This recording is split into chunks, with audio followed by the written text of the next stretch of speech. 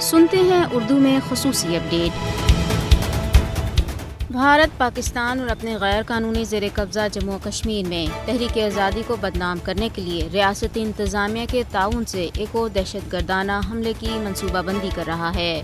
مقبوضہ کشمیر میں پہلے ہی یک کے بعد دیگرے چھوٹے بڑے جعلی حملوں سے عالمی حلقوں، پاکستان اور محصور کشمیریوں میں شدید تشویش پھیل چکی ہے اور اب ایک مرتبہ پھر بھارت پاکستان کو بدنام کرنے کے لیے جھوٹے آپریشن کا ماحول بنا رہا ہے۔ اس کا ثبوت بھارتی وزیر داخلہ امت شاہ کا سرجیکل اسٹرائیک سے متعلق جارحانہ بیان ہے، جس کی پاکستان نے شدید مذمت کی ہے۔ بھارت ماضی میں کسی بھی ثبوت کے بغیر جھوٹے حملوں میں پاکستان کو الجھاتا رہا ہے اور اب ایک اور جعلی آپریشن کا مقصد بھی یہی ہے کہ پاکستان کو FATF کی بلیک لسٹ میں شامل کروایا جا سکے۔ مضمون سیاسی فوائد کے حصول کے لیے جھوٹے آپریشن کرنے کی بھارت کی اپنی تاریخ ہے۔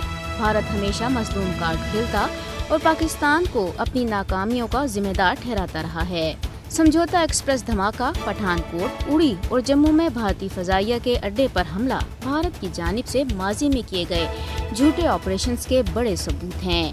مقبوضہ کشمیر میں حق خودارادیت کے حصول کے لیے کشمیریوں کی جدوجہد اقوام متحدہ کے چارٹر کے عین مطابق ہے۔ اس لیے جدوجہد آزادی کو دہشت گردی سے جوڑنے اور اس سلسلے میں پاکستان کو بدنام کرنے سے بھارت کو کچھ حاصل نہیں ہوگا۔ پاکستان اور کشمیری عوام اپنے خلاف بھارتی مذموم منصوبوں کو ناکام بنانے کے لیے پرعزم ہیں۔ RSS کی حمایت یافتہ مودی حکومت کسی بھی دہشت گردانہ حملے سے مقبوضہ علاقے میں انسانی حقوق پامالیوں سے عالمی برادری کی توجہ نہیں ہٹا سکتی۔